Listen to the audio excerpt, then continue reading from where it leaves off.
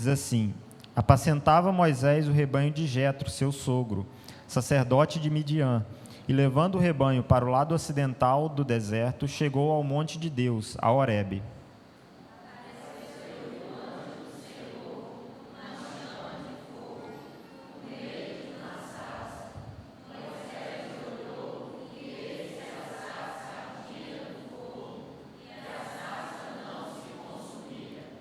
Então disse consigo mesmo: irei para lá e verei essa grande maravilha. Por que a sarça não se queima?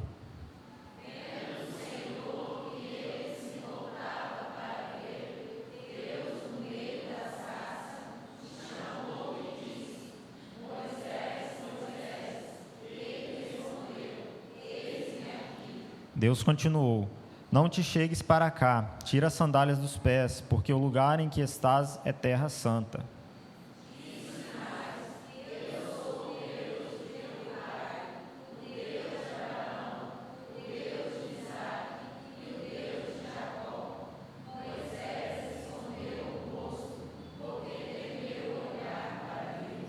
Disse ainda o Senhor: certamente vi a aflição do meu povo que está no Egito, e ouvi o seu clamor por causa dos seus exatores. Conheço-lhe o sofrimento.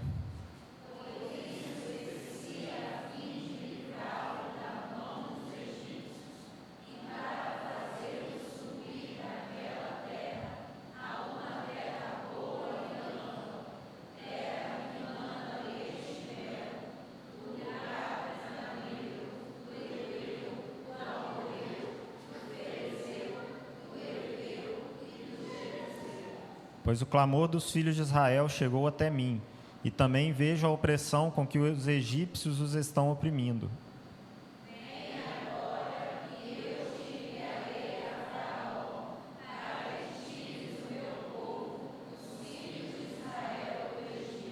Então disse Moisés a Deus: quem sou eu para ir e tirar do Egito os filhos de Israel?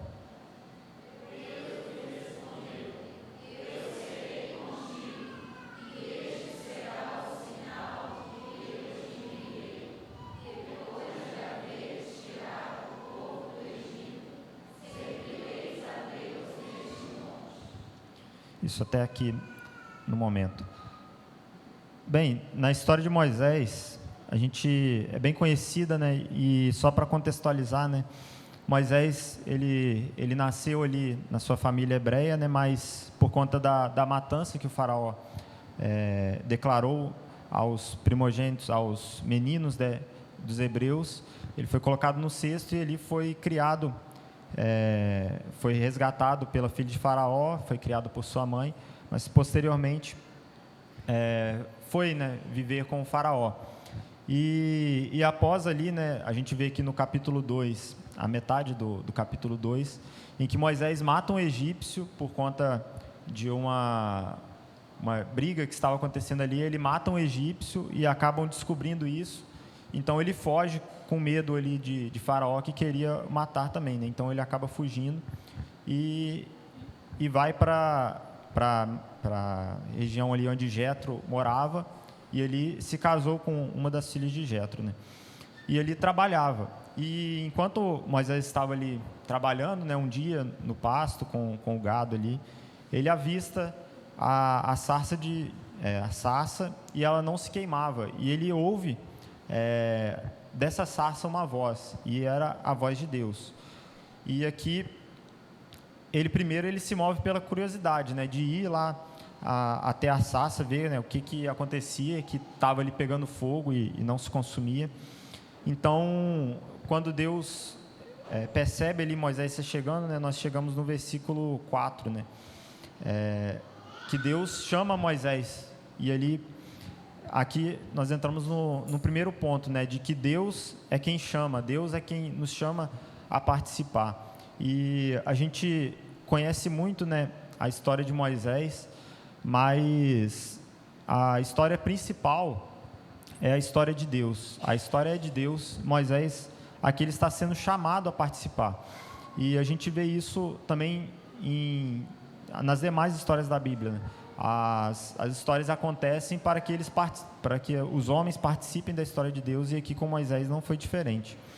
E um detalhe que a gente percebe aqui, né, é que Moisés, Deus conhecia Moisés, Deus chamou Moisés pelo seu nome, Moisés ainda estava longe e Deus chamou Moisés pelo nome, mas Moisés não conhecia Deus, Moisés ainda não sabia o que estava acontecendo, ele provavelmente já tinha ouvido, né, as histórias dos seus pais, a história de Abraão, de Isaac, por conta da sua cultura, mas ele não tinha ainda uma intimidade com Deus, ele não reconheceu Deus que estava ali na sarça, né?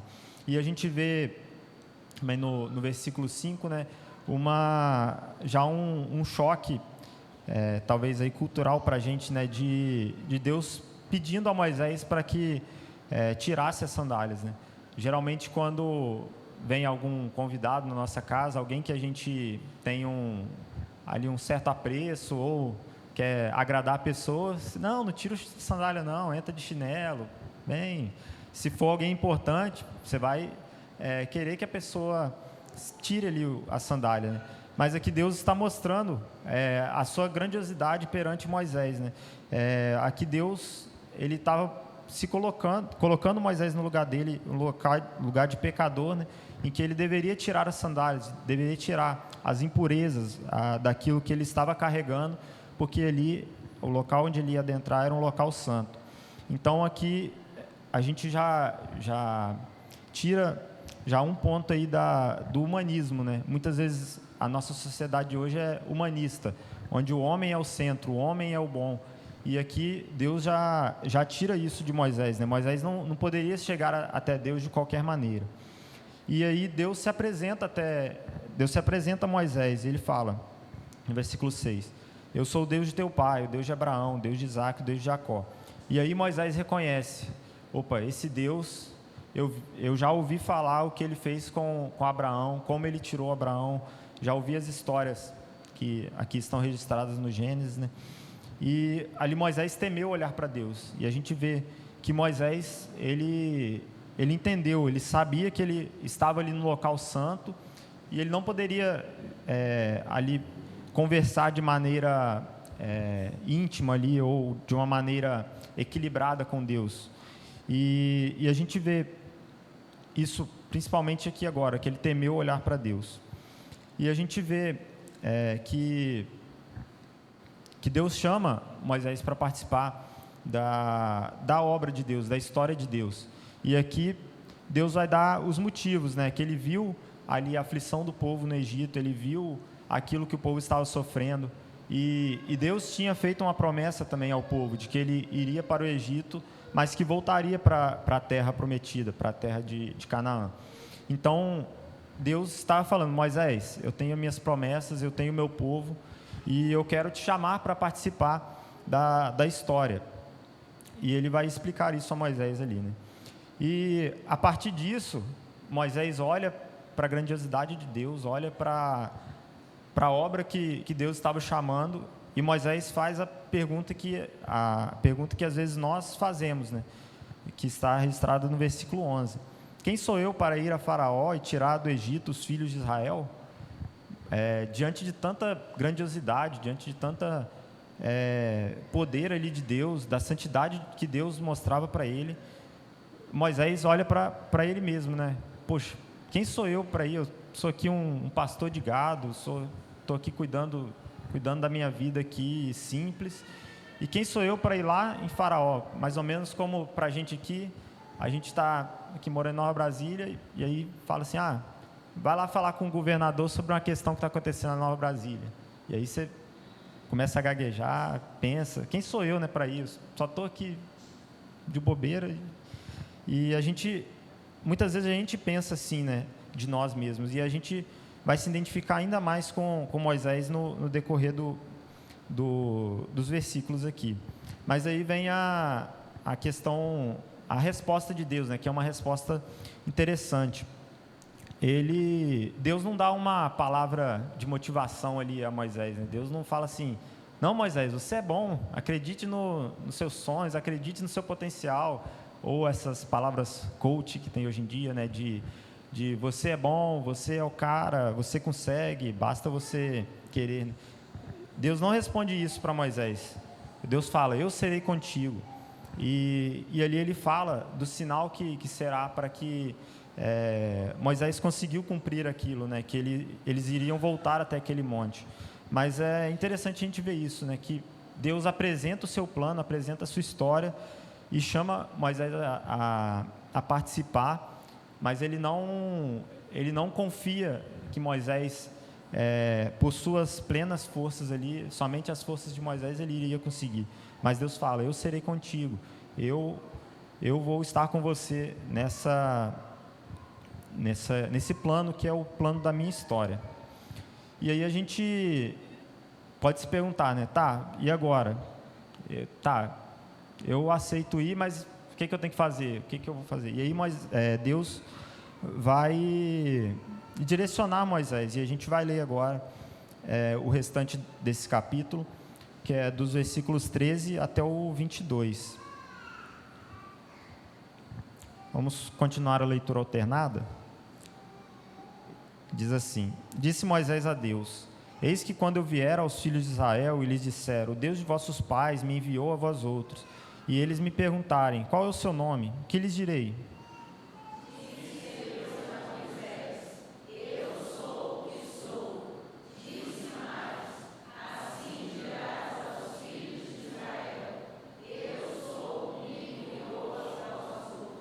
Disse Deus ainda mais a Moisés: Assim dirá aos filhos de Israel: O Senhor, o Deus de vossos pais, o Deus de Abraão, o Deus de Isaque e o Deus de Jacó me enviou a vós outros. Este é o meu nome eternamente, e assim serei lembrado de geração em geração.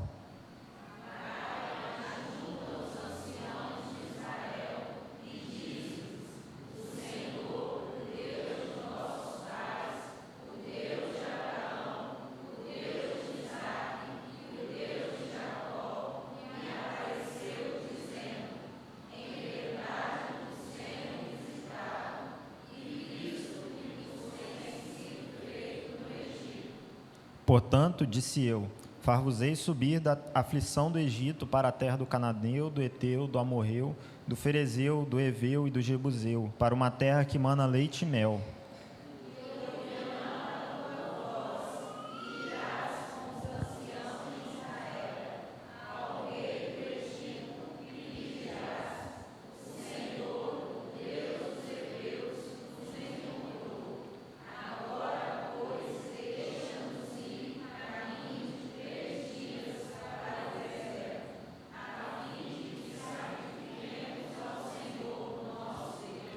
Eu sei, porém, que o rei do Egito não vos deixará ir, se não for obrigado por mão forte.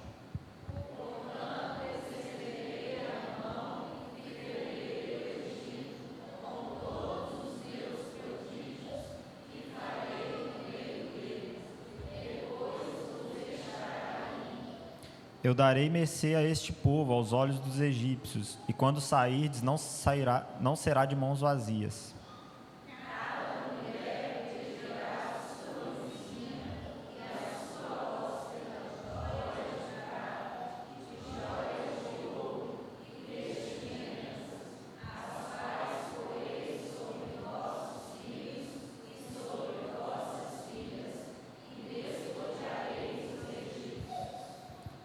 Aqui Moisés fez mais ou menos essa pergunta, né, que eu coloquei.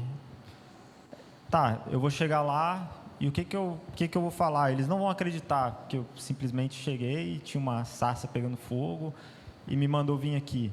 E talvez para a gente, né, se alguém pede você alguma coisa e você executa de uma forma e aí, poxa, tá, você fez, mas não era do jeito que eu pensei que seria, ou não era aquilo o fim que eu desejava, né? E Deus não deixa Moisés ali às cegas, né? Moisés, se vira aí, faz do seu jeito, o que você achar que deve fazer, você faz.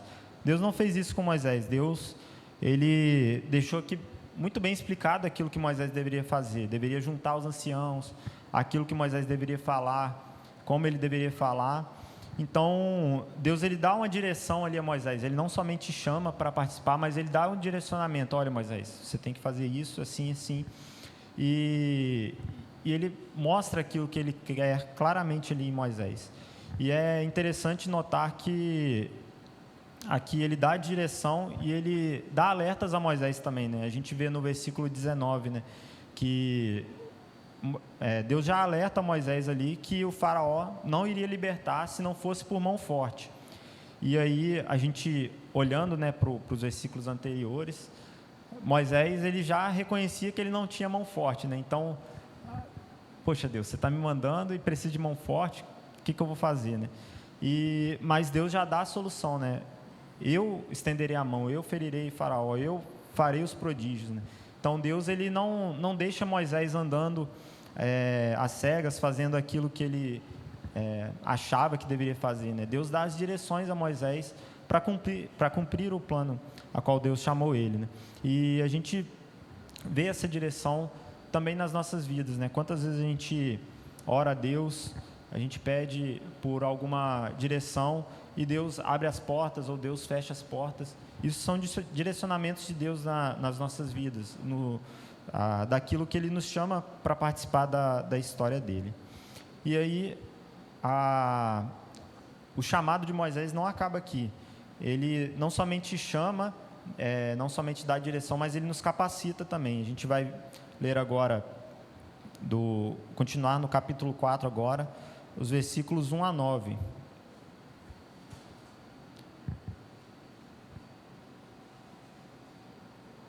Vamos continuar em leitura alternada. Respondeu Moisés: mas eis que não crerão, nem acudirão à minha voz, pois dirão: o Senhor não te apareceu.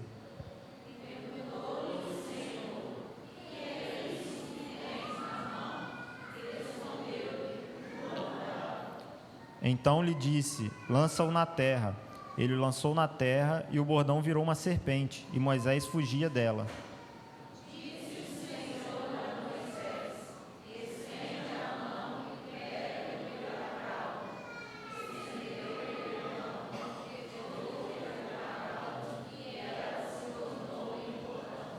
Para que creiam que te apareceu o Senhor, Deus de seus pais, o Deus de Abraão, o Deus de Isaque, o Deus de Jacó.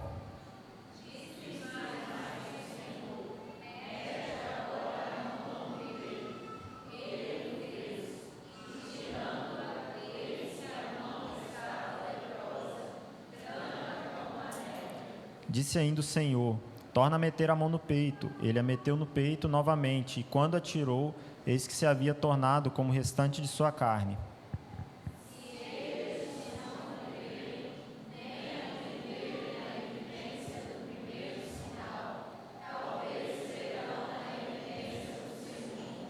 Se nem ainda crerem mediante esses dois sinais, nem te ouvirem a voz, tomarás das águas do rio e as derramarás na terra seca, e as águas que do rio tomares tornar-se-ão em sangue sobre a terra. Até aqui. Então, a gente vê, né, que Deus ele chamou, Deus deu uma direção, e Moisés fala: tá, agora eu tenho um direcionamento, mas mesmo assim eles não vão acreditar naquilo que eu vou falar.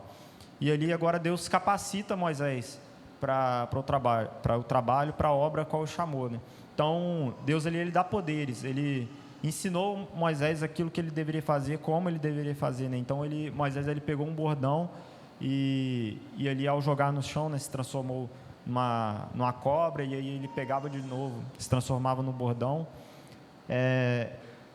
Fez ali a questão da mão, né, de colocar no peito e ela se tornar leprosa e depois voltar, né? E aí, por último ainda, esse das águas do rio Nilo, né, do rio, que ia diretamente contra ali os deuses egípcios, né, das águas, e ele se transformava em sangue, né? Então Deus dá poderes a Moisés, né? E aqui a gente vê que o poder não estava em Moisés, né? A gente vê lá no Mar Vermelho, na abertura do Mar Vermelho, em tantos outros, né? De que a gente olha para Moisés como um personagem quase de filme de super-herói, né? Como aquele que detém o poder, aquele que faz e acontece. Mas ali o poder não estava em Moisés, o poder estava em Deus, que concedeu para que Moisés cumprisse a sua história. E aqui Moisés ele até se assusta, né? Quando ele faz o milagre, ele se assusta com o sinal que ele estava fazendo. Então a gente vê que é Deus quem capacita, é Deus quem ele nos dá poderes, ele nos dá capacidade para realizar a obra a qual ele chamou. Ele não deixa ali Moisés somente pelas suas próprias forças, né? E a gente, ainda assim, né, a gente vai continuar lendo aqui, de que Deus ele nos dá pessoas que nos auxiliem. E a gente vai continuar a leitura dos versículos 10 até o 17. Vou começar aqui. Então disse Moisés ao Senhor: Ah, Senhor, eu nunca fui eloquente, nem outrora, nem depois que falaste a teu servo, pois sou pesado de boca e pesado de língua.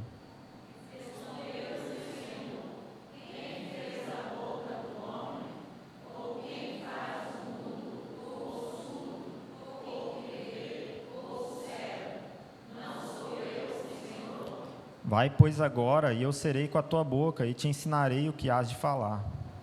Ele, porém, respondeu: Ah, Senhor, envia aquele que hás de enviar, menos a mim. Então se acendeu a ira do Senhor contra Moisés e disse: Não é Arão, o levita, teu irmão? Eu sei que ele fala fluentemente, e eis que ele sai ao teu encontro, e vendo-te se alegrará em seu coração.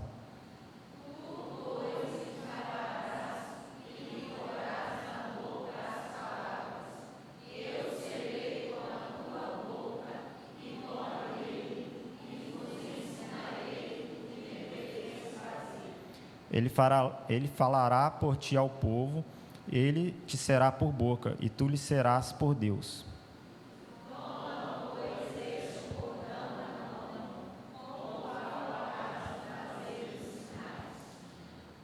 Bem, aqui Moisés, ele vem dar mais algumas desculpas para Deus, né, de por que ele não deveria ir. E ele começa falando da sua eloquência, né, da sua fala. Ele fala que ele não sabia falar, né? Poxa, eu não sei falar, eu não sou eloquente. Aqui fala de pesado de boca e pesado de língua, né? Aí pode vir as interpretações de que ele era gago, ou que tinha língua presa, ou que não sabia mais falar muito bem lá o egípcio, né? Porque Moisés já estava há 40 anos fora do Egito, né? Vivendo lá na terra do seu sogro. Então, provavelmente ele já não sabia falar mais tão bem o egípcio, né? E aqui Deus responde: quem que criou a boca? Quem que criou o olho? Não sou eu? Então Deus ainda dá mais uma dura aqui em Moisés. E aí Moisés vem pela última vez, né, no versículo 13: Ah, Senhor, envia aquele que há de enviar, menos a mim. Então, mesmo diante de tantas coisas, Deus mostrando, direcionando, Deus dando capacidades a Moisés, poderes.